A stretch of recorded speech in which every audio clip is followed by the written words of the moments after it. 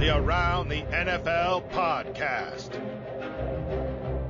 Believes in a thing called love. Just listen to the rhythm of my heart.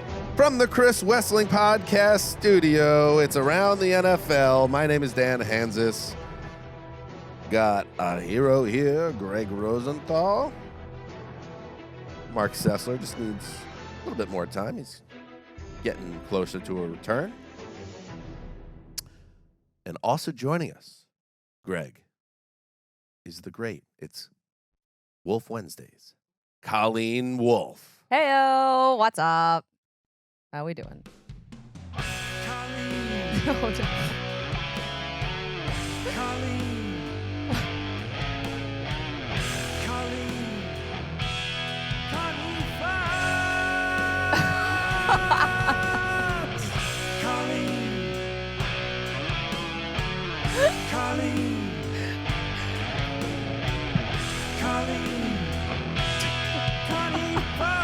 I like it. Wow, this is amazing. Wow. I'm sure the listeners love this. There's so many white boy overbites right now. Really high. It's as if the John Lovitz character from Wedding Singer made a song just for you. Ow! I love it! He's losing his mind, and I'm reaping all the benefits. All right, that's pretty good. That is John Judkins with a Connie Fox Miami theme Oh song. my God, John. Crushed it. It's got a little bit of an epic crescendo to it, a little Purple Rain vibe to it. All right, love you. Bye. All right, that's enough of that. Yeah. We told you guys to keep it under 30 seconds. Let's check out another one. You got another Oh one? my God, there's more? Hey everybody, it's Colleen Wolfe. Let's go, Fox! Oh. This is like not like brand new, but like a Fallout Boy a little bit. Yellow card.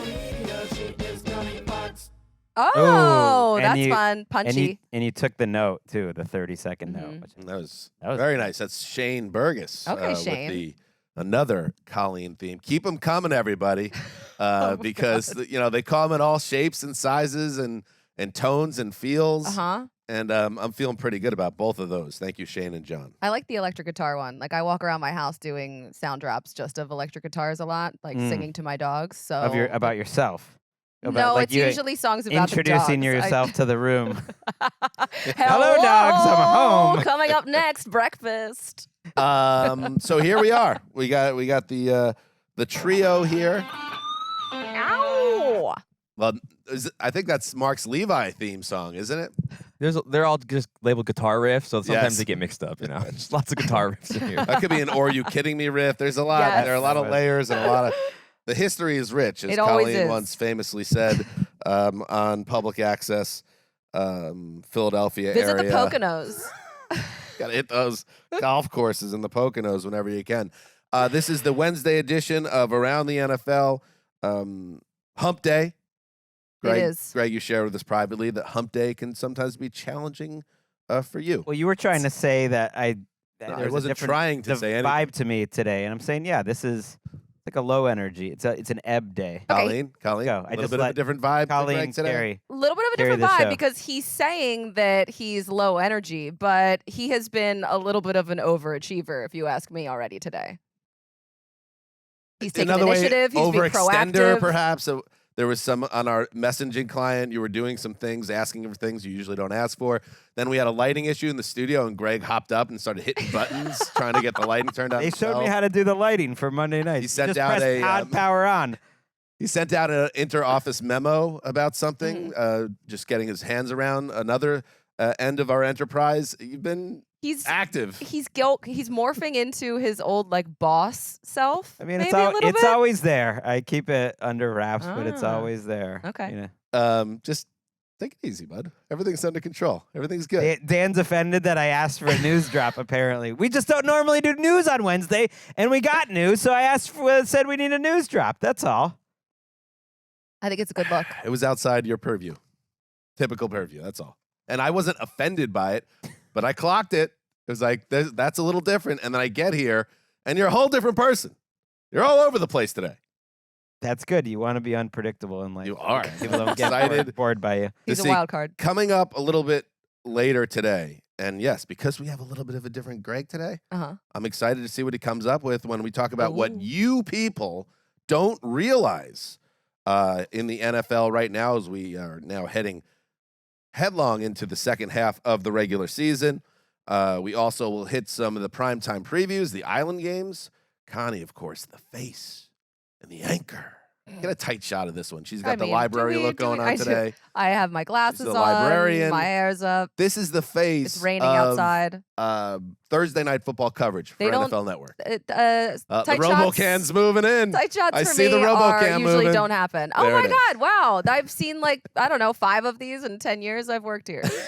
All right, so Incredible. we'll talk Thursday night football. We'll talk Sunday night football, Monday night football. But first, yes, we got a little bit of housekeeping in the news. Big news, actually. Here's what I would say because I tell my family this, just wear a diaper before some of these games. And I'll give them an alert, say, put them on and be ready to roll. I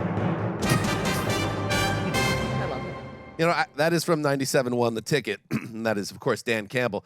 And I could give you some context on why he's saying that, but I choose not to. Just know that he suggests that his family wears a diaper for games. Yeah, that games are crazy, and He should get a if they Depends get a little sponsorship. crazy, you might be your pants. See, I wasn't going to give the context. Greg jumped I mean, in. what is the context? Again, Initiative. You don't need any Initiative context. driven. I didn't have any. Initiative Greg. Mhm. He's on fire today. I'm gonna go poop. What is that from? Some of these you just sit on and you sit on and you wait. That was a poop or pop over summer or preseason. You could never have picked a better moment to use it. That was Wow. Sometimes you just holster them. I may Eric, never play it again, but that was. You can leave the studio because you're not going to beat what you just did there. Let's get to the news. You know who's pooping their pants in fear? The Cleveland Browns, because the quarterback that they mortgaged their future for, and a lot more than just their future, is out for the season. Deshaun Watson needs shoulder surgery after sustaining an injury against the Ravens in that dramatic comeback win. I have a missive to share from the Browns on Watson's injury. Deshaun Watson underwent magnetic resonance imaging, open parenthetical, MRI, close parenthetical, Monday on 2 injuries sustained on different plays in the first half of Sunday's 33-31 win over the Baltimore Ravens. Imaging on his left ankle revealed a high ankle sprain. In addition, post-game, Deshaun notified our medical staff of a new discomfort in his right shoulder that he felt after a hit in the first half. An MRI, that is a magnetic resonance imaging, they didn't add it again, but it's funny they did the first time, of his right shoulder revealed a displaced fractured to the glenoid. Despite performing at a high level and finishing the game after consultation with Browns head physician James Voos, MD, and industry-leading shoulder specialist Neil Elitrach, MD, it had been determined that I'm still reading, by the way, Oh my that God. this injury will require immediate surgical repair to avoid further structural damage. Deshaun will be placed on season-ending injured reserve, and a full recovery is expected for the start of the 2024 season. They need an editor. Greg, disastrous for the Browns, their playoff hopes, for the first 40% of this unprecedented 5-year contract, and a little bit, as has been the case really throughout this saga around Watson, even just within the prism of this year alone, a little bit weird. That statement, anyway. The statement was weird. All the insistence and conversation from all the reporters who were carrying the water for Watson last year, just pointing out how he played through pain and all the details of this injury, and really loading it up to the point of that we don't normally get. And I don't know. I just don't know why, because no one's doubting that he's hurt.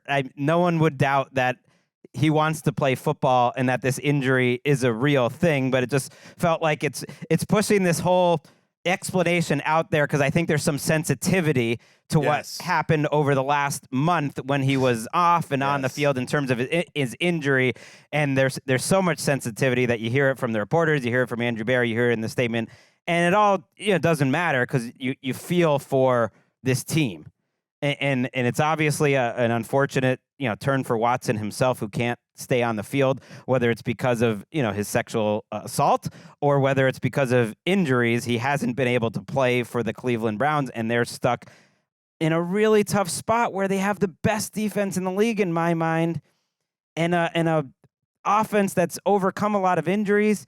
And I just don't see that they have that much of a future at 6-3. Ruins a great season. Yeah, it's such a bummer because that division is so good, and even with the Bengals at whatever they are right now, approaching 5-5, which feels weird and outside of the playoff picture in general. But it's just such a competitive division, and we knew down the stretch that all of the teams within that division would be beating each other up. And whatever you think about the Steelers, if you buy into them or not, now the Browns are essentially mirroring the Steelers because they have a good defense, and the offense is not going to be what's winning them games. And now it wasn't to begin with right. Watson on the field. But as you said, they've overcome a lot throughout the season thus far.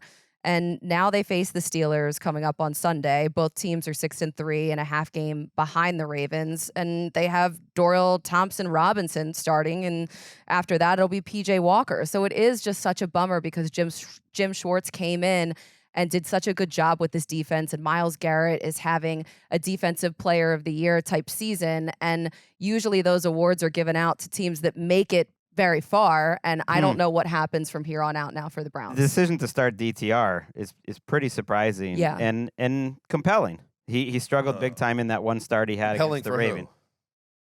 I just think it was a compelling decision to make after how much he struggled in that. There's a lot about PJ Walker also. Fair. And look, their season's not over. They've won games with PJ Walker. They've beaten good teams with PJ Walker. Yeah, they're done though. They're not going to win a Super Bowl. They thought they probably could with Deshaun Watson if he was healthy. They don't have Nick Chubb, of course, who had a second knee surgery this week. And they could make the playoffs, though. And sure. And we'll get into, there's some AFC talk we're going to talk about later in the show. A major sliding, hold on there. Colleen. She's going to share some more, give us a little more detail on the Browns statement in a moment. But a major, turns out, and who would have ever predicted a major sliding doors moment of the NFL season now is at the eve of end of training camp, sending Joshua Dobbs out of that building to the Cardinals for like a day 3 draft pick. They would have had a really interesting backup, and they moved him because they thought they were set at the position, and they are not set at the position. Here's Deshaun Watson. By the way, some of the reporting out there that felt like a little like eyebrow askew, almost melodramatic. Here's a report from our own Tom Pelissero.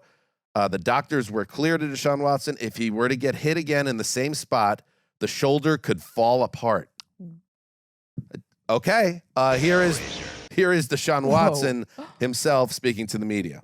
Yeah, I'm still in disbelief. I'm still, as I said, just trying to process all the information that I've been getting since last night. It's tough. I've felt like we were turning a corner to really make a run, and I still believe we still will. With the guys in this locker room.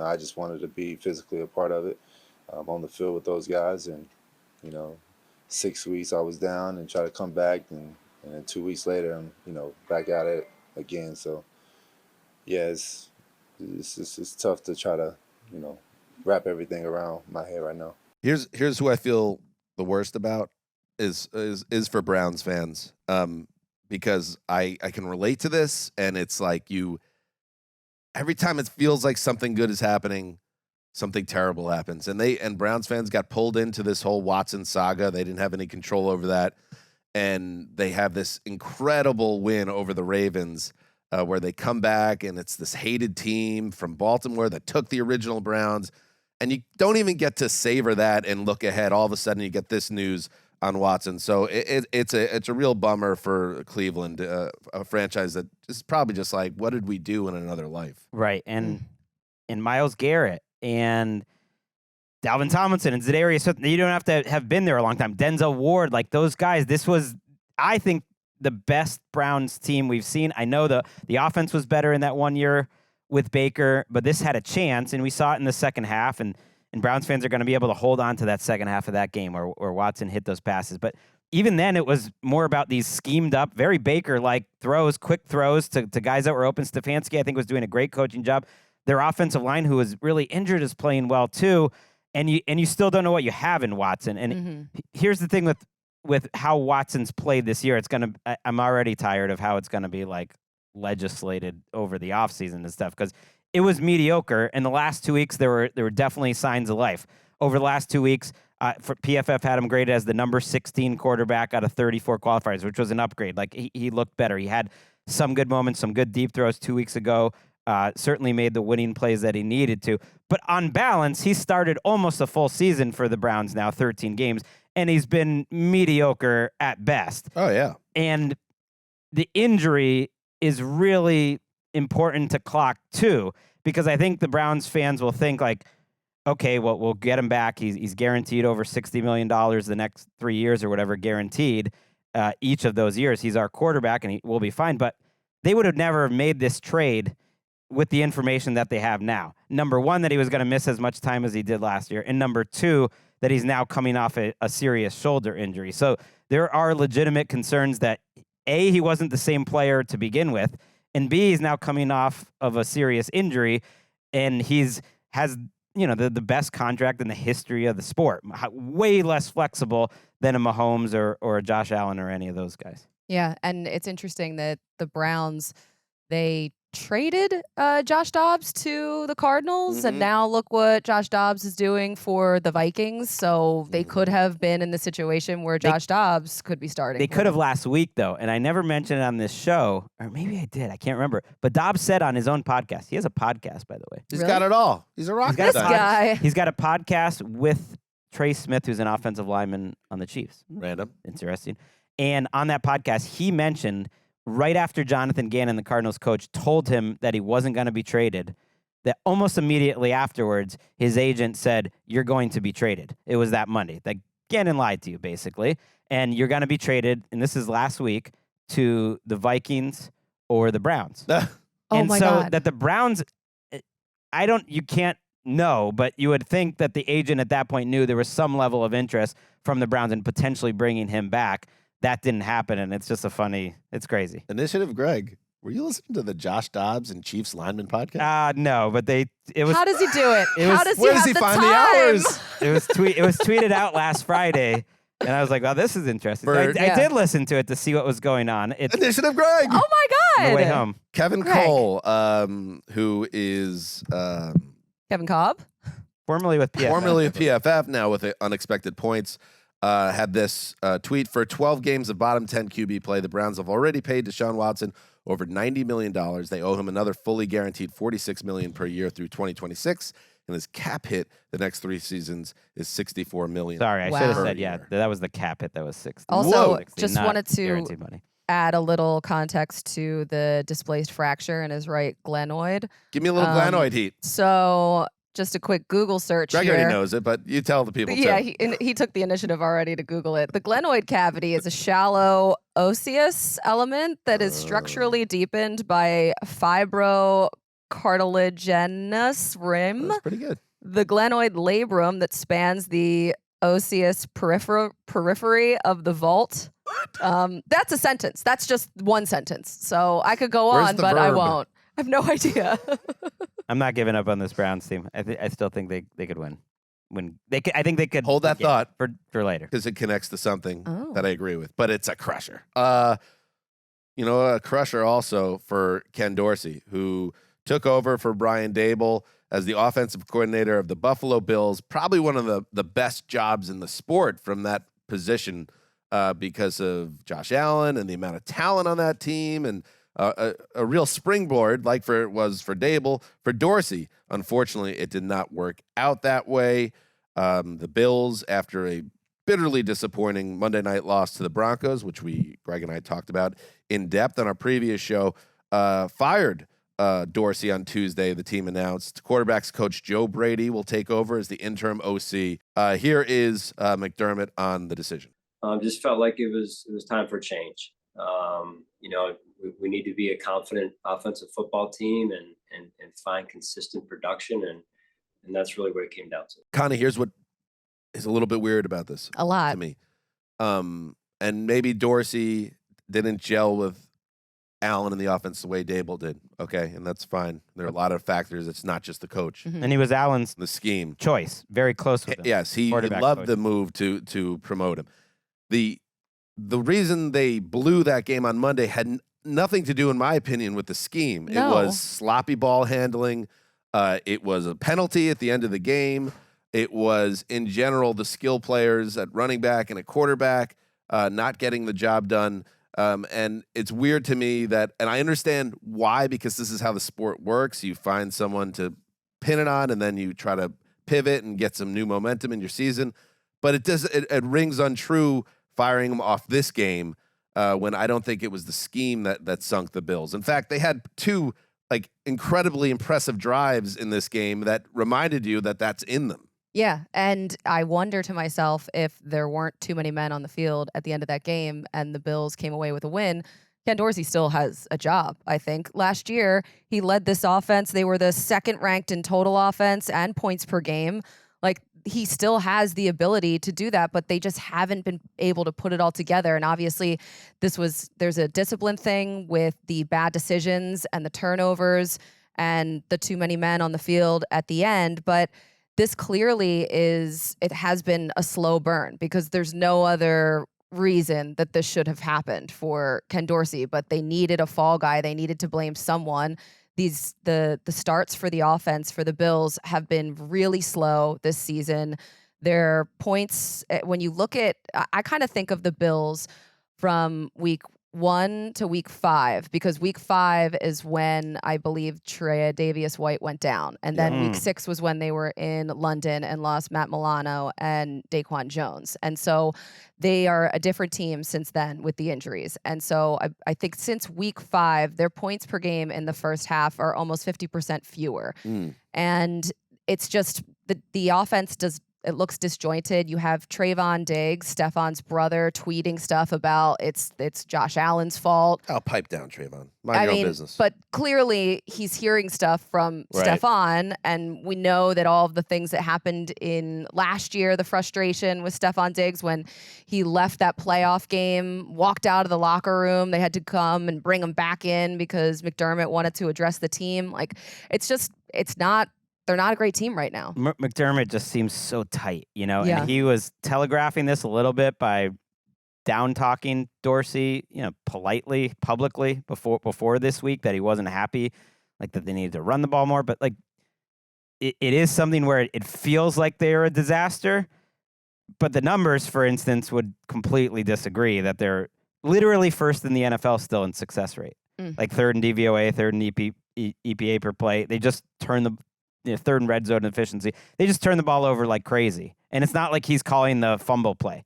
No, and a lot of the Allen turnovers are on bad decisions by the quarterback rather than scheme deficiency. Even those, I feel like they've been in such big spots that there hasn't been that many. You'll have nights like the other night, which are mystifying, where Gabe Davis has a drop, that's an interception. And then Allen just drops the ball while he's handing it to the running back. There's been a weird amount of those mystifying type of plays. The throw by Allen at the end of the first half, just a terrible decision. He had an interception that just got called back because the guy's toe was on the line. He could have had a whole other interception. Here's the thing, though. Now that we've had a day to think about it, Ken Dorsey's been in that building for 5 years. He was the QB coach. Josh Allen's worked with him that long. Sean McDermott hired him. He's worked with him that long. These are humans that are interacting on a very intense level on a day-to-day basis at a very high-stress job. And I think that's a lot of times more of the answer with stuff like this than anything that would show up in DVOA. That these two humans, and it's McDermott's call. Humans. He didn't want to work with Ken Dorsey anymore. He told us because he fired him. He just didn't want to work with him. I don't know what the reason, there could be a myriad of, not personal, but reasons that don't show up in just how he's calling the plays. There could be a lot of reasons for that. I don't know what they are, but McDermott wanted him gone. Maybe he didn't want to hire him in the first place. The idea was Josh Allen kind of pushed that, very hard, that was his pick. He really wanted his QB coach to be a guy. for whatever reason, like they know each other about as well as you could, being in that building that long together. And he didn't want him anymore. He had another guy, Joe Brady, that he wanted more for whatever reason. And he knows, maybe a little like Frank Reich we talked about the other night, like, I don't know if I feel that comfortable in my job, Sean McDermott, even though I got an extension, and I really feel strongly I want to go out this way or not go out at all. I talked to Omar Ruiz after the game because he was up there for it, and he said after the game that Ken Dorsey, he saw him walking out of the building and that he looked so despondent and disheveled, and that Omar just kind of knew at that point that something was up. Oh, interesting. Bet you didn't know that, Greg. Actually, me and Omar were on a conference call this morning, just a debriefing. Initiative, Greg's command center. I do it with all the reporters just so that I... Like Minority Report with the big screen. I've actually got to go soon. I've got a call with Stacey Dales in 10 minutes. All right, stay right there. Let's take a break, and then we will talk about what you people do not realize. All right, welcome back. Yes. Everyone thinks they know what's going on in our league. But you want to know the truth? A lot of people don't know. A lot of people think they know what's going on. Greg. Okay, shots fired. But, Colleen, they don't. No, and that's why we're providing a service. Would you like to kick off this segment called What You People Don't Realize? I would love to. Thank you very much. All right. So everyone's talking about CJ Stroud right now, and rightfully so. Okay. He's getting a ton of hype, and he deserves it all. But what you people don't realize is how impressive Sam Howell has been. CJ Stroud, let's just talk about it if we compare their numbers. So CJ Stroud, 22 years old at this point. He's passed for 2,600 yards, 15 touchdowns. He has 1 fourth quarter comeback and 2 game-winning drives. Incredible. He's been awesome. He's even been thrown into not just Offensive Rookie of the Year, but MVP. Sam Howell, 1 year older, 23 years old.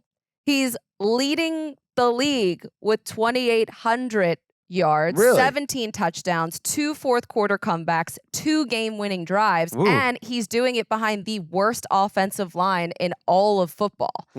He was a 5th-round pick last year. I consider this season his actual rookie year. So if we're talking about rookie quarterbacks... He only made 1 start last year in week 18. Yeah, so that doesn't really count. Yeah. And in the offseason, I felt like everyone was like, Sam Howell, like what? What are we doing here? Right. And clearly they saw this talent. Now, the team isn't really going anywhere this season, but they have a nice piece at the quarterback position. I think about what Ron Rivera said right before the season started, and we talked about it on the show, I remember.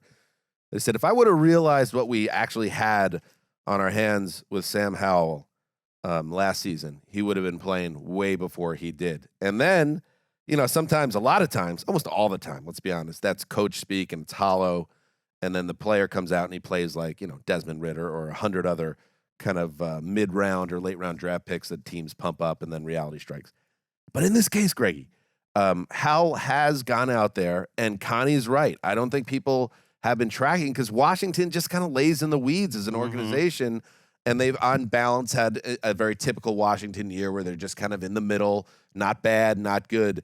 But he has been very productive, and counting stats are counting stats, and they don't, like, for instance, the game-winning drives for Stroud are way more memorable and impactful than Howell's, which I don't even recall off the top of my head. And yet he needs to be credited and observed in a way that's way more fawning and closer to Stroud. Closer, not at the same level. Right. Okay, and he did have that year. I hear what you're saying. This is his rookie year. It feels like, but I think it's a a big advantage to have that year going through an NFL season and learning how to be a pro and all that stuff. But you're absolutely right. He leads the NFL in plenty of stats because he leads the NFL in attempts. And you can say, okay, that's why he leads the NFL in yards. Yeah, but he's also leading the league in attempts by 70. So they've put a ton, and now part of that is they hadn't had their bye yet, but even attempts per game, he's well ahead of anyone else. The next closest guys are Allen and Burrow and Mahomes. It's like guys you can build an offense around. So they've put a lot on his plate, and it's led to some mistakes, no doubt. Mm-hmm. But he's also handled it really well for a second-year player. He is the leader, according to PFF, in big-time throws this season. Wow.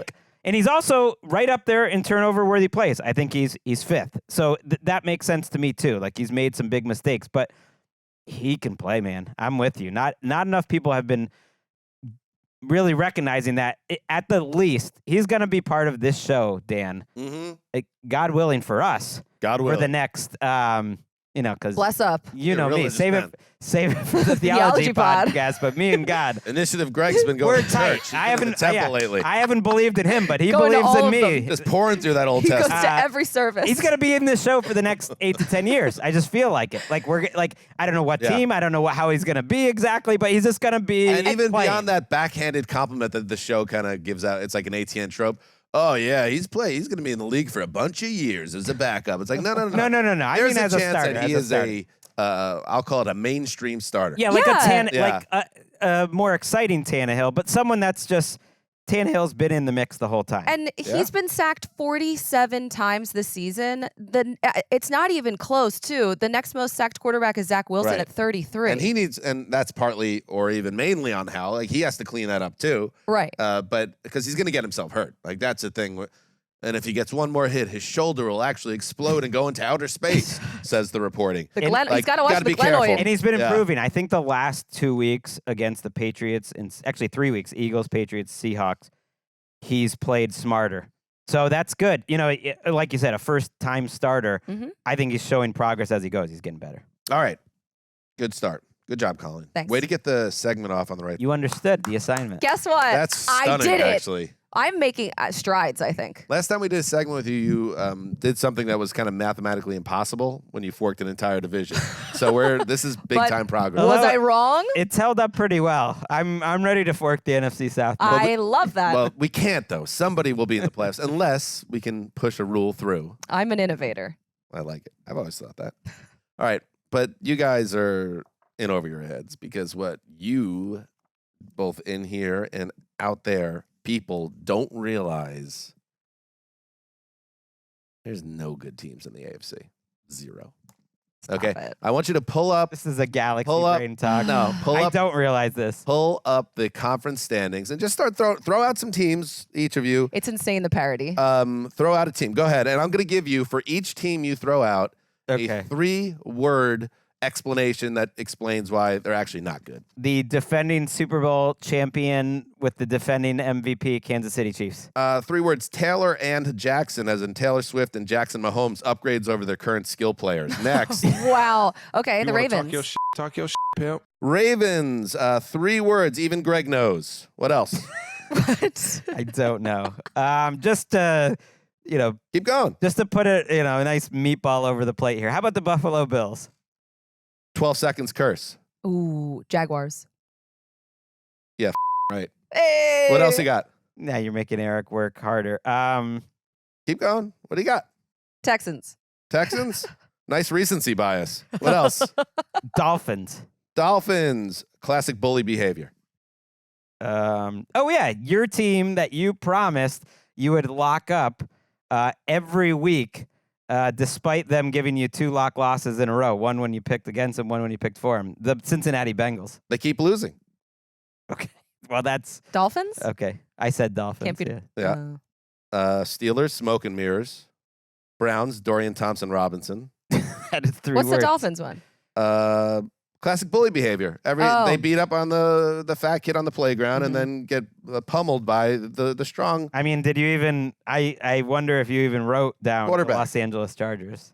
No, they're not even on. They're not even on this list. Even All in right, my- it's got to be the Chargers year. I hear what you're saying. Like everyone's got flaws, but there was a podcast we did around week 9 or 10 last year where the title for the recap was week 9 recap. Are there any good teams? And it's like this happens in the middle of the season. No, but this year's teams different. have flaws, Yeah. and then by the end of the year, those teams felt very top heavy. Connecting to like the Browns talk from earlier in the show, I think the Browns obviously took a fatal blow to their Super Bowl hopes with the news today.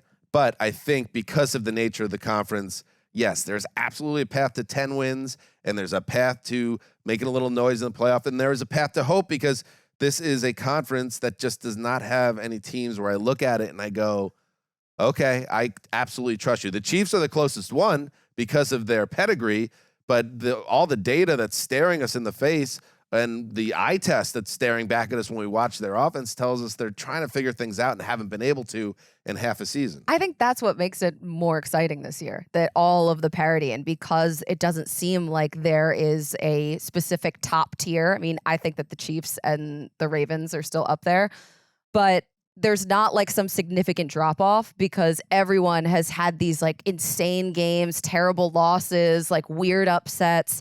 And I was actually thinking about you this morning about the AFC and you do how that a lot. I thinking about you. Yeah, I was thinking about how happy you must be that you're not doing power rankings this year because the AFC what a is nightmare. such a mess. I couldn't even imagine. Okay. And and just to elaborate, even Greg knows for the Ravens, you know what's going to happen to them. They're going to get picked off in the playoffs in a horrific way. It's just going to happen. I think this might be their year. Hey, Eric, log this so when they have an almost like unbelievable playoff loss where they just like kick away. I mean, that happens to every team. Eric doesn't have every anything team else except going on one right now. eventually That's loses. something else to his plate. A specific type of loss, Okay. a Ravensy loss. Oh, Okay. All right, go ahead. I mean, you're talking about the AFC. Uh-huh. But what Philadelphia people. Ooh. Oh, this is a shot from earlier. See, huh? All you right, came I after get him it. early, and this is a Greg move. He I was ready thought for about it. and he said, okay, now I'm coming I've out. been picking this team every week since the start of last season.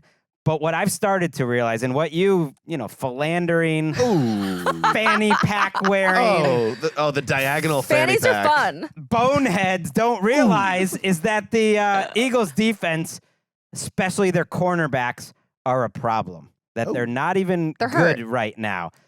The ones that are healthy are not playing well. They are 19th overall in EPA this year, their defense. They are 22nd in pass defense according to DVOA. And you say, oh, they're injured in the middle. Last year, I went to the PFF rankings. Their top three cornerbacks, Slay, Bradbury, Avante Maddox, who's out for the year, all top 30 out of the qualifiers. It was like, that's out of 150. This year, Slay, he's been okay, 59th. That's your lead guy. Bradbury, we gave him a ton of money. He hasn't exactly shaken off that penalty he had in the Super Bowl. He's been struggling, 87th. Anyone else on the list that you put in the middle that they've tried out, Josh Jobe or Eli Ricks or whoever has been out there, Bradley Roby off the street, they're just buried. They're so low, they basically don't compute, but they're at the very bottom. They can't cover right now on the outside. And you don't realize it, Connie. So, are you picking against the Eagles this week? I am. Wow, for the first time? I am. I mean, they're playing the Chiefs on the road. I don't remember you doing that on the I have not picked against the Chiefs. Against the Eagles. And I still think they can win the Super Bowl, but this defense, I just think they haven't played the right opponent to like expose it necessarily, but the defense has been, it's left me wanting, especially the pass defense. Not what you want. I don't love this vibe, but I see it. I understand it. Like they also have a new defensive coordinator this year. I don't know if that has anything to do with it, but you're right. The back end has not been as good. They still have a great pass rush. Yep. Looking at the sacks that they have so far this season, I know it's not all about sacks, but they have 30 sacks so far this season.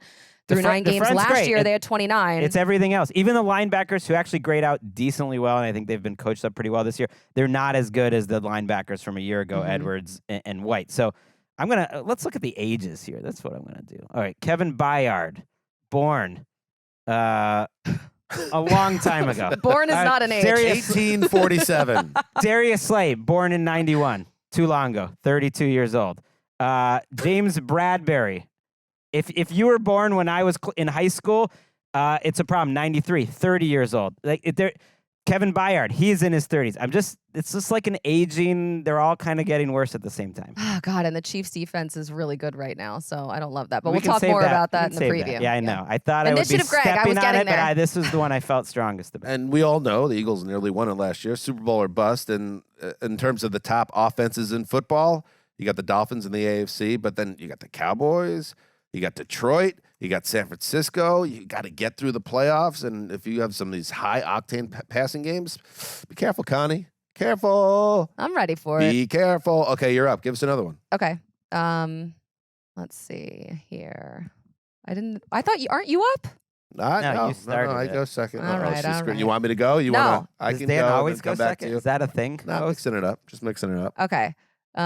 Here we go. Pressure, So, I please know. start talking. Here we go. People are listening. Tens of Okay. thousands. I have a few different ones, but what you people don't realize, and maybe Yes. some do, but Ooh. at this point, Oh, she's qualifying it. Yeah, that's Some good do. stuff. what You wanna people cut- don't realize is how close the Bengals are to actually missing the playoffs Oh, this ooh, season. that's a good Hang one. on, hang That's a good one. on. That's a good one. Hey. Uh-oh. They right now are on the outside looking in. Yep. They lost their head-to-head against all three AFC wildcard teams that are Name in 'em. it right now. And then they're 0-2 in the division. They're 1-4 in the conference. Ooh. And they have 1-4. the most difficult remaining strength of schedule in the entire league. Really? Even more than the Bills? Yeah. Wow. That is, well, they play That in was that a good division. one. I didn't realize all that. Yeah. You had a bunch you could have chosen, and they all would have been inferior to that one. So you've done it. You know what? Assignment understood. I did see ESPN sent out that thing where you have playoff odds, right? And they lowered the Browns' playoff odds as of the Watson injury, and they were showing how other teams increased. Yeah. And it showed how the Bengals increased from like 33 to 36%. And I was like, 1 in 3 chance. what? Now part of that is What?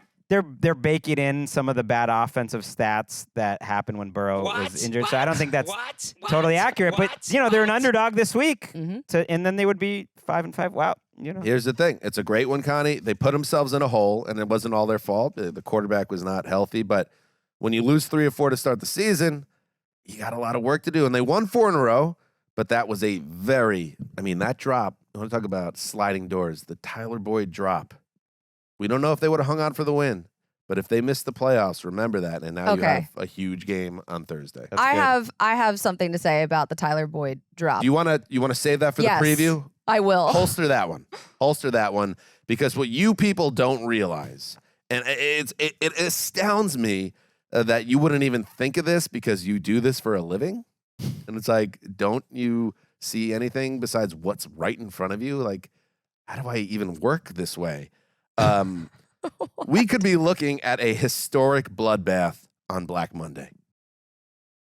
Here are coaches that you could say are in some level of peril, from incredible peril Mhm. to sneaky peril. Okay. Sneaky peril. Hey, can I have a side of peril? All right, and let's start with a name that already came up, Sean McDermott. Okay. I got it out. Did sign an extension before the season, but a little bit of peril. Bob Saleh. A little bit of peril. Keep an eye on it. I don't think so. But That's tough with little Aaron bit. Rodgers. Just keep an eye on it. injury. This is. I don't know what I'm hearing right now. I'm not You see, sure Dan, about 'cause it. It's not just the coaches. It's these Oh, here we go. coaches, Okay, go ahead, the Greg. families. Yep. It's Ricky, But I don't care. who's wanting to finish his second semester at Erica Tamposi? Lincoln Middle School. Oh. No, Aren't their little contracts boy. guaranteed? They're still getting paid? Sure, but you're gonna have to Not the move. assistants, Oh, no. not the assistants. Well, I not the think they're assistants. still getting. I don't care. Bill Belichick. Okay. Can we You're believe gone. it? Brandon Staley. Okay. That Ron could be in Rivera. season. Okay. Brian Dable. I don't think so, but okay. Sneaky peril. Matt LaFleur. Matt Eberflus. Mm, Dennis Allen. mhm. Todd Bowles. Arthur Smith. Frank Reich. Wow. NFC South clean sweep of hot butts. Melting butts, an entire division being Someone will win the melted Fork 'em. down. Someone will win the division and then be safe, but yes. And I'll and I'll throw in the Cardinals head coach. Who's Gannon? Escapes me. Gannon. No way. Oh, I don't trust that organization. How about that? That's a lot of names. And that is 13 coaches. And it typically is between 6 and 8 every year.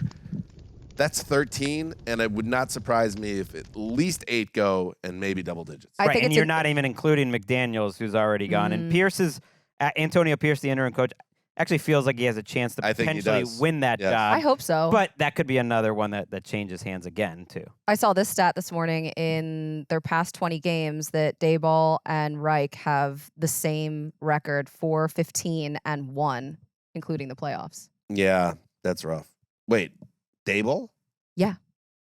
Because they ended last year poorly? Yeah, so last in the 20 last, games. Got it. They did Brian win Daboll those and Frank playoff game. That's kind of butter knifing the that is data a using little the bit. stats to tell a story. Yeah, tell your own story. But Spinning a Daboll did. narrative. Yeah, Daboll did have a great first year. In fact, he's the reigning coach of the year. So I would say of the list of the ones I would say are the safest. I mean, I was going to say McDermott, but they missed the playoffs. No, I think he's probably safe, but McDermott, Daboll, probably LaFleur's okay, probably. And then Gannon is more just. I think he's probably safe. But all those other guys, I think, they really need to not crater. And you're right. There's always a surprise that you don't see coming that might not even be on that list, or maybe was one of the ones we just said were safe. It makes a lot of sense. All right, Greggy.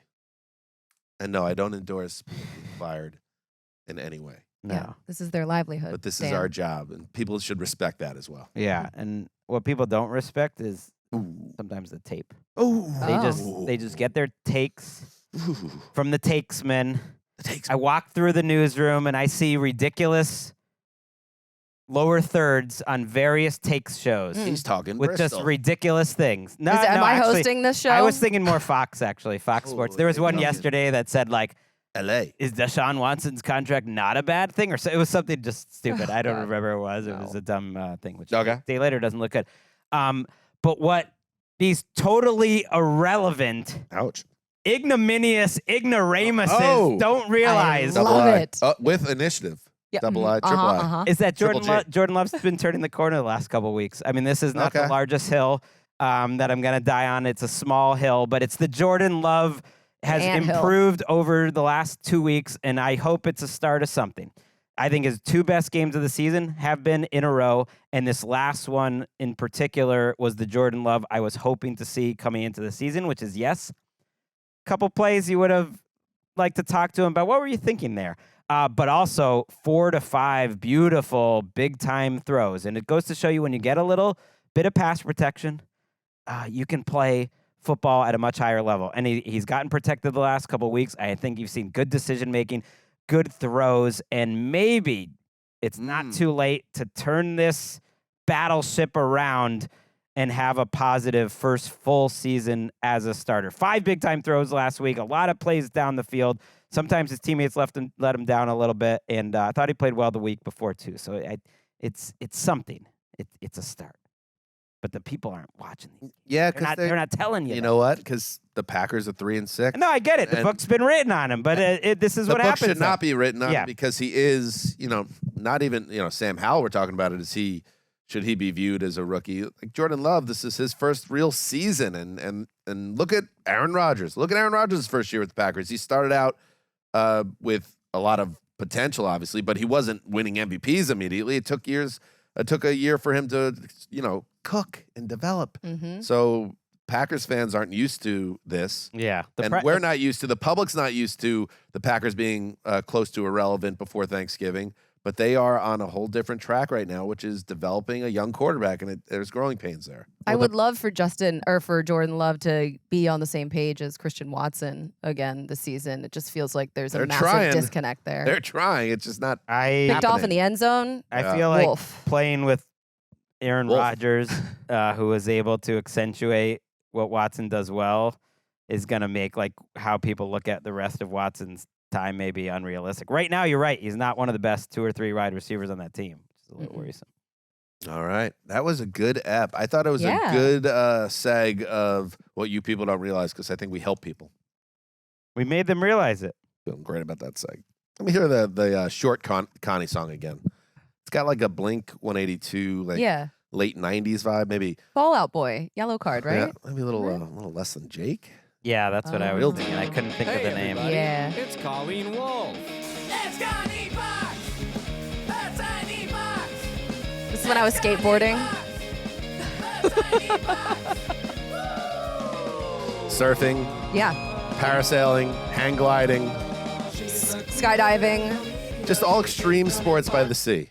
Yeah. I could see it. Did you ever own a pair of Airwalks? Oh my God, I had a brown pair. Yeah, so did I. I had Uh-huh. like the bowling shoe. but Stussy shirts. Giant pants. How Oh, big yeah. were the pants? Oh with my the God, Airwalks? they were huge. Yeah. They were like James Harden a couple years ago, if you remember when he showed up at the Yes. game wearing. We had our conversation about the ruffians connected to your school, like they were called the Skids, as I brought up. You wore Airwalks if you were a Skid. Yeah. And I was you- friends with the Skids. Yeah, like the skaters and stuff Yeah. like that. Yeah. Although putting the skaters in the same category as the Skids is unfair. The Skids were more like, I'm gonna wear a Metallica shirt every day and throw snowballs at the underclassmen. Whereas the skaters were more just like, you know what the skaters were doing. You I was know? friends with the skaters. Yeah, they were less aggressive, put it that way. They were a little more docile for whatever reason. I don't know why. Colleen, very docile. Let's get into the primetime games. We got two corkers, two of the games of the year so far. All right, let's start with a great one on Thursday Night Football. We've been talking about Cincinnati and how close they are.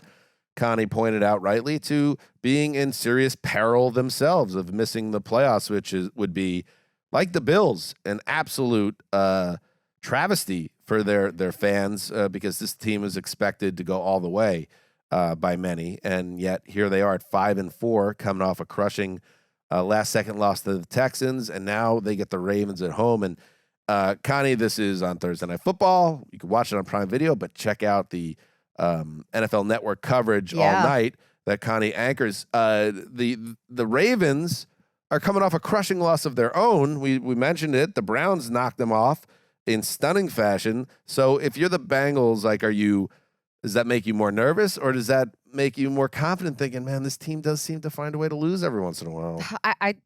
I just think that this game is our Thursday night Super Bowl. Nice. We have had so many games that I've worked so hard to sell. And You know what the next prime this game is, one? though? It's What? Seahawks Cowboys. So that's actually a pretty good Ooh. one, too. Not as good as this, but it's a good one. no. We needed a double palate cleanser after last Thursday. At last Thursday, the international game, Yeah. Monday night, all of them. So, but this is, the stakes are through the absolute roof. It's the most competitive right now, toughest division in the NFL. With Deshaun Watson going down, that sort of changes things, but it's still super competitive and such a tight race. They're both Super Bowl contenders. They're both coming off of losses. It's two must-see quarterbacks. Both teams considered probably among the best in the league still, even with the Bengals' struggles. So the offensive coordinator for Cincinnati, Brian Callahan, he said that this already feels like a playoff game in November, and it really, really does. There's so many different ways you could go with this. Joe Burrow, the 2 interceptions that he had against Houston were so un-Burrow-like because he never usually throws an interception that late in games, and he's really careful with picks in the end zone. It usually never happens. So the overthrow to Drew Sample, there was the easy interception in the end zone while he was scrambling around. But the only other he threw the 1 interception all of last season in the red zone.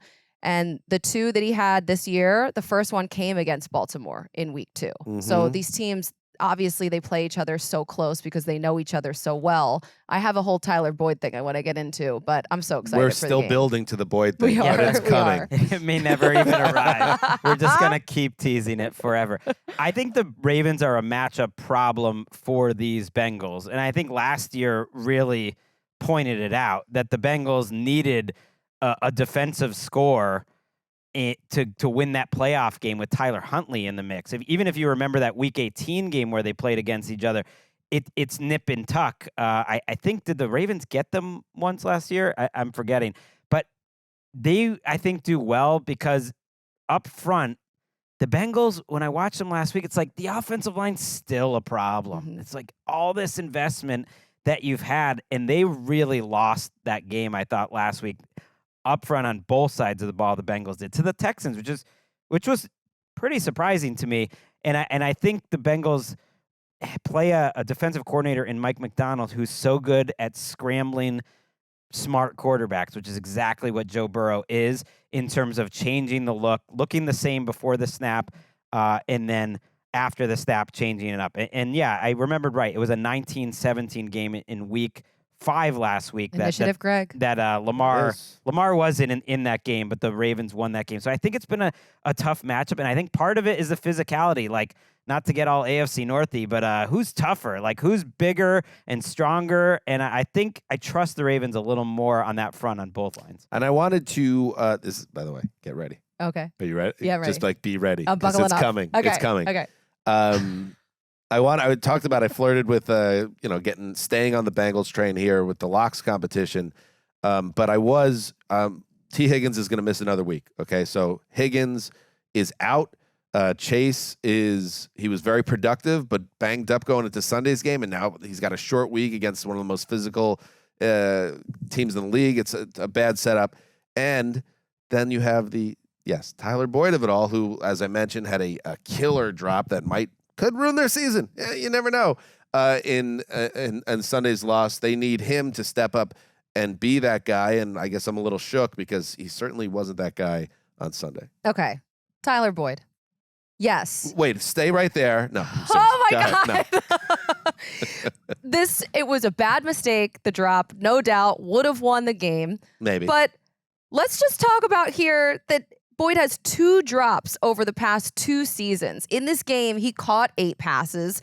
He was responsible for 5 first downs with those passes. He set them up for and that the 64-yard catch and run, they wouldn't have even been in that spot for him to drop the ball without that play that he made. So, like, everyone with all of these takes and all of the criticism that's going towards him, I just don't think it's totally fair. If he could run 21 miles per hour, he would have scored on that 65-yarder. And GS told us. He hasn't been on the same page at times with Burrow this year. He's definitely having his worst season with the Bengals. He's in a contract year. Higgins has been in a contract year. So I think there's just it hasn't been clicking totally. But you're right. He had a good game before that, and he's been getting better each week. And Marlon Humphrey is doubtful for this game. So the Ravens, who finally got healthier again with all their guys, then they lose Ronnie Stanley. He's out this week, their left tackle. Yikes. And so I think it's Patrick McCarry steps in. They've been good. Where's Trey Hendrickson's health? He was banged up. Trey Hendrickson practiced this week. I think he's listed as questionable, but that's actually a little surprising how optimistic. And they could be without Sam Hubbard, right? Too. So there are a lot of injury issues for both teams. You would kind of expect that at this point in the season, but it's unfortunate. You lose the game, you lose players. I see something building here. What is happening? Wait a second. Uh-oh. I just flashed back to on the NFL Plus ATN Game of the Week joint. The super salty, wildly upset and annoyed Joe Burrow press conference after the game. Can we play a little clip of that? This is probably one of the more frustrating losses you've had. Yeah, I would say that. Why is it so frustrating? I mean, you watched the game. Does it feel different at this point this year with how just close everything is in the division in the AFC right now in terms of the margin for error? Yeah, we would have liked to win this one, that's for sure. I believe in Joe Burrow. And I understand the Bengals have let me down in this picks competition this year, and I am way back. But at what point, what do I have to lose? If I can get behind an angry, annoyed, pissed off Joe Burrow, which is what you just listened to, there is no way Joe Burrow gets beat in this primetime stage. In fact, he is going to light up the Ravens, and I'm going to lock it up. What? Burrow is one of one. He's one of those dudes. He's one of those special players that has not just the ability, but the charisma and the guy that gets bigger in the big moments. And this is a huge moment for this team that cannot afford to lose. And Greg, I know it's kind of, the type of talk that hardcore football heads and analytics people hate, but the Ravens could survive a loss. They're 7-3 right now. The Bengals, they might not be able to. They need this game more than Baltimore. Caged animal. I believe in that. I do believe there is something to which team needs it more makes a difference in a long regular season. It's why I think a lot of times you see really good teams respond really well after. Yeah, but then people always loss. come back to, so I guess the Ravens will be trying harder on Thursday. Well, shut up. Who's the people? I'm the people. No, not you. Not But I think on a global level, like you see that. The problem is both teams are coming off brutal losses. Uh-huh. So I don't know if that equals it out a little bit because the Ravens had no business losing that game, and this would be a big loss for them too. I love that you point out the division schedule that the Bengals are 0-2. This would put them at 0-3 in the division, 1-5 in the conference. But you know what? The Ravens have lost 2 division games too because they blew that one against the Browns and the Steelers. So they would be 2-3 with only 1 left, and it is so big for both teams. To me, we kind of said, all right, this is a show me something game last week about Deshaun Watson. And obviously the Ravens offense and Lamar have accomplished a lot more. They're going to go somewhere this year. I'm with you. These are 2 of the 3 best teams, I think, in the conference. And yet the loser is going to be in a tough way here.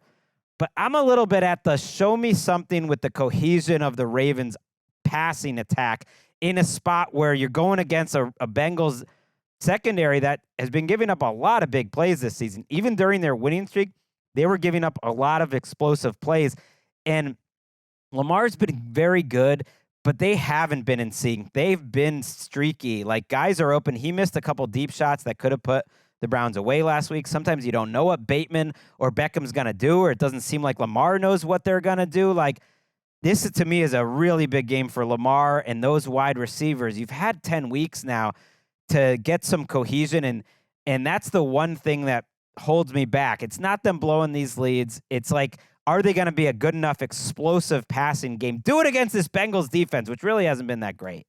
All right, let's move to Sunday Night Football. That's a great Thursday game, Connie. Really do the damn thing. I can't wait. On the network in a live setting. We're all going to be watching. Also, give me some more Keaton Mitchell in this game. I don't need any 5 touches. A little Let's bit give it more. to me. Every time the ball's in his hand, he's electric, baby. All right, here we go. The Vikings. They are the team of around the NFL. How about that?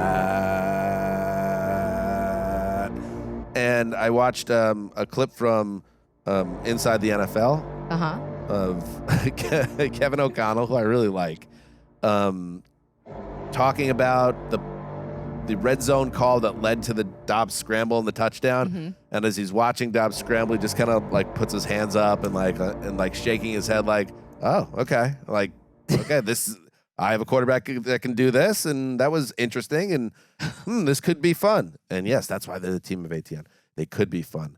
And I'd love Justin Jefferson to be back playing with him. Is it happening yet, Greg?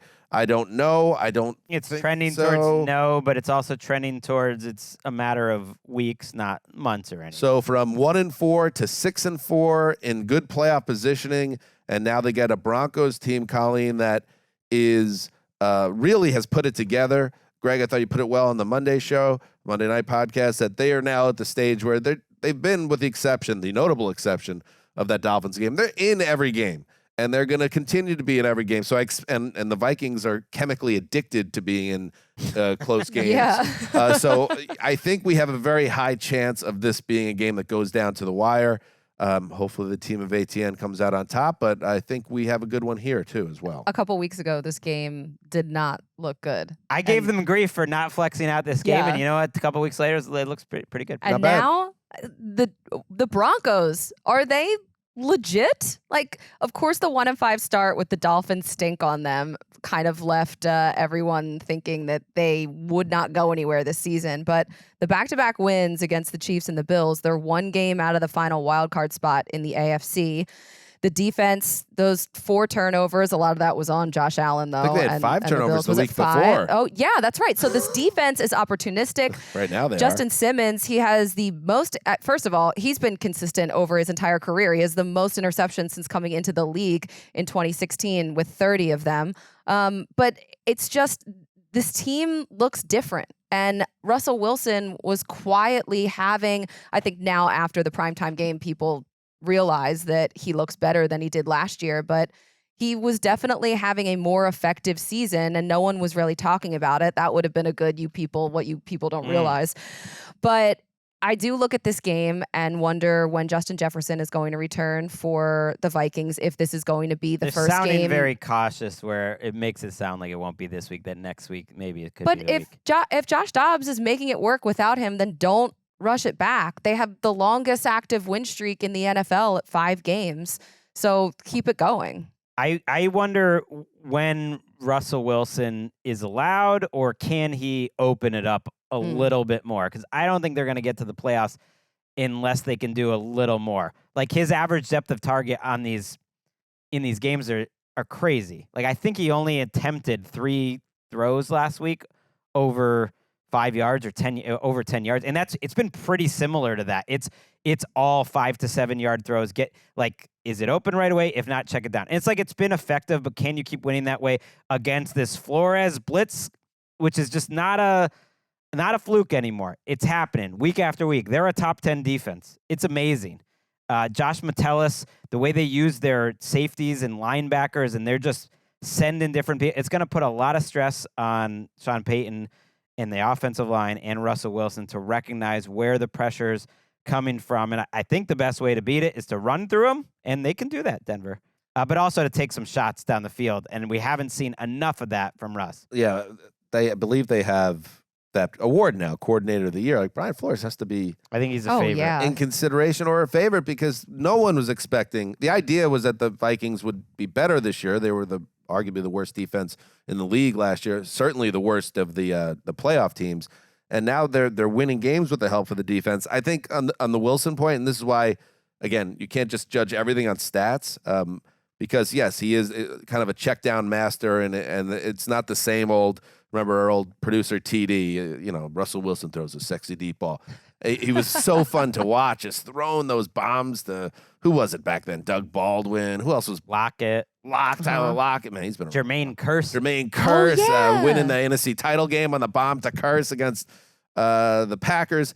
That guy isn't really around as much anymore. But you look at his numbers are outrageously good. Like here is his projected statistics for the end of the season right now. He has a 68% completion percentage, 3,400 yards, which speaks to like a lot of checkdowns. That is not a lot of yards, especially in the modern game. Averaging about 7 yards per attempt. On pace for 34 touchdowns and 8 picks, and he has a 104 passer rating, which is very good. His QBR is 52.5, which is like middle of the pack. So some of that stuff, he's not an elite dominant player anymore. Still takes a lot of sacks. But he is more athletic than he was a year ago, and he did lose a bunch of weight, and you could see it. It's just been an interesting season for him, and you got to give credit to Peyton and his scheme. Let's ride. But also Wilson, who could have went in the tank after last year and hasn't. Well, I went to look to QBR now. They isolate rushing value, and that's quarterbacks that can run tend to do well in QBR. And Dobbs now is the #1 rushing quarterback by a decent margin this year in terms of rushing value. Doesn't surprise me. I mean, he is adding huge value. But you know who's 7th? Which is a nice uptick, is Russell Wilson. And that doesn't shock me because each game there's about 3 plays where he runs for 8 yards on 3rd and 6. And those are just massively valuable plays. And he has added that back to the mix this year. Keep an eye on Ty Chandler. Box scores, the box score didn't look great last week, but he added some juice to that backfield for Minnesota. A couple of his runs got called back because of penalty. And he's a nice little fantasy pickup. Let's see if we can get some more Ty Chandler. Last night, I went down this rabbit hole on Jordan Hicks because he, after the game, had to have Initiative Connie emergency surgery because of compartment syndrome in his leg. I didn't realize all of the things that go into compartment syndrome, but it sounds very scary because he had come back. He had crashed into his own teammate in the first quarter of that game, and then he came back and played 23 more snaps, finally left again in the third quarter, and then after the game, he had such swelling in his leg that they got him to the hospital immediately. And compartment syndrome, it's like when the swelling reaches dangerous levels, it can cause permanent muscle damage because it restricts the blood flow to the muscles. So you can end up with like gangrene, essentially. Gross. So that's just Good a little data point. fun fact for you. Yeah, that and the glenoid. You're all over the place, Connie Dr. Wolf. MD over here.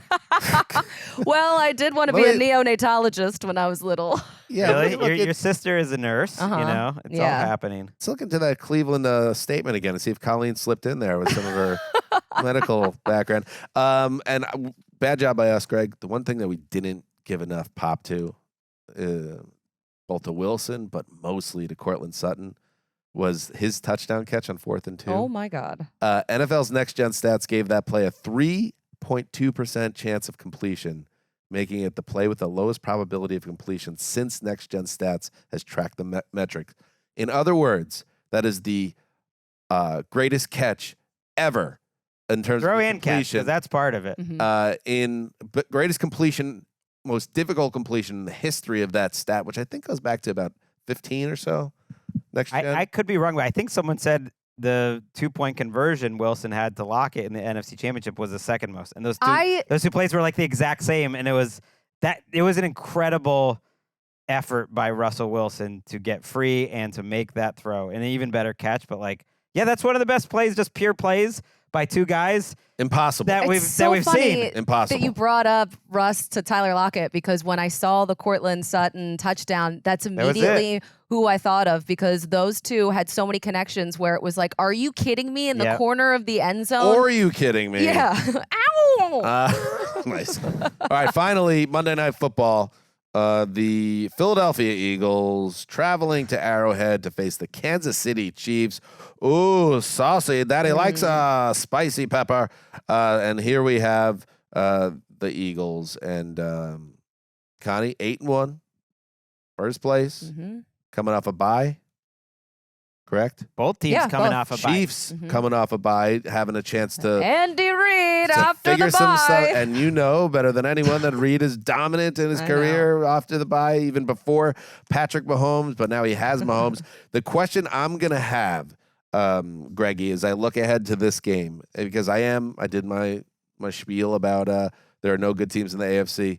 That is if the Chiefs don't figure it out, and I still do think they figure it out, and I would love and can't wait to watch the Kansas City Chiefs at the midway point after a couple of weeks to figure some things out. What do we see from this offense? How might it look different? Will it look different at all? We shall see.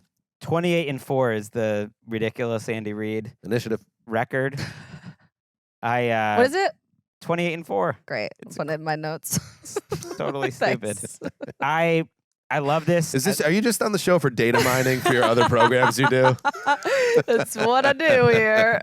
Go ahead, Greg. I actually heard, I think it was Bo Wolf and Zach Berman who are doing a podcast for, I think, Philly. Now I forget. PHLY. Like, it's their own thing, Birds with Friends. It used to be called, but PHLY. And they said that Nick Sirianni had actually called Andy Reid in the past to ask him what he does during his bye week. And I think he stayed. You lied to him. It was part of it. I don't even know. This is I just take a break. He went and stayed at the same hotel that Andy Reid would stay at for Stop. That's vacation not or true. something like that. So it was totally preposterous. I want to see. To him. Hold on, let me write that down. I gotta check stay into at that. Mount Airy Lodge in the Poconos. If I'm gonna retell someone else's story, I need to be buttoned down. That's on me. The Eagles' running game, I think, needs to be better. They've been hoping, when Sua Opeta comes back, we'll have our offensive line back together and we'll be able to run the ball better. It's like, if your running game is Sua Opeta is really the difference, and it has aligned with him being gone, but he's like their 5th best offensive lineman. I think there's something else going on. And even though Jalen Hurts is playing really well and almost as good as any quarterback in the league, I would say, after the first 3 or 4 weeks, I think defenses are getting a beat on the Eagles' running game and really building up to stop their running game. And I do think the Chiefs are uniquely suited with their secondary and Steve Spagnuolo to slow down the passing attack. I think you want to be able to run against Kansas City. So that's the number one thing I'm looking at. Are we getting those 5-7 yard runs from DeAndre Swift? Because they really haven't been there, and they don't make as much sense without him or without Hurts, in the running game. I'm looking at how the Eagles offense adjusts without Dallas Goedert, because he fractured his forearm in the game against Dallas. Right. They lost him for 5 games last season. They were still able to put up a ton of points in those games, so they were able to mix things up on offense just to get by. But there's only 2 healthy options at this point at the tight end position, Jack Stoll and Albert O. Grant Calcaterra, he has a concussion. Not sure when he's going to return, but Goddard's a big part of that offense and what makes it work. I do love the fact that they had a bye week, because Jalen Hurts limping in that game. When he got up, he's very slow to get up. I think that there's something more going on with him that they're just not letting on, the Eagles. So he's someone to watch. Also, they might get Cam Jurgens back, their right guard. He missed 5 games with a foot injury, and his practice window opened right before the Dallas game. But I think his injury, along with Jalen Hurts just not looking right, is what's been affecting the run game that you talk about, Greg. Like, Philadelphia Inquirer's own Marcus Hayes, he actually put out this stat that in the first 3 games for the Eagles, they were averaging 4.9 yards per carry and 185 rushing yards per game. And then the next 6, when Cam was hurt, Jurgens, they were averaging 3.4 yards per carry and just 101 yards rushing per game. So That's definitely who I meant to say off. before, and I said Suopeta. I wasn't sure what you were talking about there. Well, because he missed a couple Right. weeks too, but he's returned. So that was a big old brain fart and a big L for I got Initiative Greg on here. Rosie over here. Hang in there, bud. You're overextending yourself. You've done great work all show. Don't let that mar it. Thank you. Don't think about just that. Any other thoughts on this game? I want to see like if the Chiefs are going to blitz. Like they are a really effective blitz team. Like by the numbers, they are the most effective in terms of how they prevent success rate and create big plays. And they've just been dynamite. It's pretty risky to do against this offensive line, against these wide receivers. So that's a great coaching matchup because it's tough to get at Jalen Hurts. And if you're blitzing, then suddenly A.J. Brown and Devontae Smith are in one-on-one matchups, and on the flip side, like Patrick Mahomes has been protected well all year. Like, let's get some people open. We've had this bye week. Rashee Rice up the middle of the field. Like, are we going to see, you kind of said it, Dan, like after 2 weeks, are we going to see them look a little more like the Chiefs? I think to what I was talking about with the Eagles secondary before, there should be opportunities if you can block the Eagles to have open receivers. If they can't do it this week, you start to get worried. Travis Kelce's coming off a game against the Dolphins in Frankfurt where they limited him. He was not involved in the offense. And Patrick Mahomes, he did connect with a lot of other pass catchers and made it work, but it was really the defense that ended up winning that game. And you have so much going into this game. The stakes in this one are also so high. 2 teams with the best records, both coming off bye. Both quarterbacks are leading the MVP discussion. It's at Arrowhead. The Kelce's are playing each other. I guess Taylor Swift won't be there because she's on tour right now, but there's going to be a lot of Donna Kelce pop as well. How much did, Joe and Troy throw their weight around to get this game? You know that the networks are fighting for this game. Maybe this was the number 1 draft pick. And then they're paying too much money for that booth for them not to have games. Troy like that. shows up to the meeting and he flexes his muscles. He gets it. And they're substantial for a man his age. One thing missing from Hurts that I'm wondering is going to show up in the second half is him being kind of a dynamic rushing guy. Yeah. He's averaging 3.5 yards a carry, and that's down substantially. He was 4.5 last year, 5.5 his first 2 years, and his rushes are actually down off pace from last year. I think a lot of that is protecting him, but it would be nice to see that mix. It makes him almost impossible when he's really moving the ball with his legs. And my final note on the game, what you people don't realize, just to tie it all together, and I'm going to help you here, is that Chiefs tight end Travis Kelce and Eagles center Jason Kelce are actually brothers. They're related. And oh my God. So that's a little subplot for this game. But a lot of people don't realize that. Right, but it's like they're different too. They look different. And the personalities are quite different. And what a celebration of different body types, because I believe that Jason Kelce, that big bear of a man, is recently named one of People Magazine's sexiest people. It's true. What are the odds that they asked Travis and he was like, no, but you should do my brother. It would be great. Jason was like, I'm not even the sexiest man in my family. It's like the old Elvis Gerback. They wanted Travis, and then they went to Eagles headquarters by accident. And they're like, all right, let's do the hairy guy. Hey, you know what's sexy? Being a responsible family man. Like Jason Kelce. That's right. And like Dan Hanzus and myself. I'm building a fence this week, folks. I'm fixing a sink. I got a wrap wrench. Hell yeah. Greg? I'm making that bread, All right. Paying that rent. Connie, you've said it all. I have. As you always do. Check her out on NFL Network. I'll be there. So many songs. And we will be back on Thursday with our full Week 11 preview. This is amazing. Until then, heed the call. Turn this up in my headphones. I'm going to blare this in the parking lot.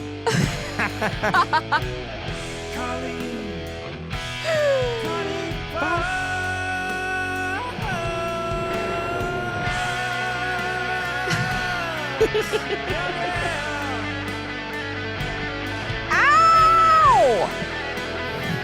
I feel like I'm really high.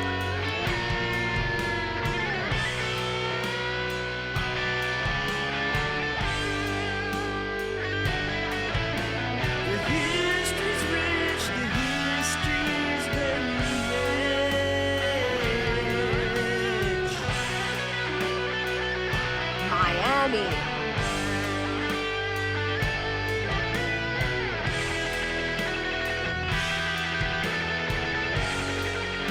All right, love you. Bye.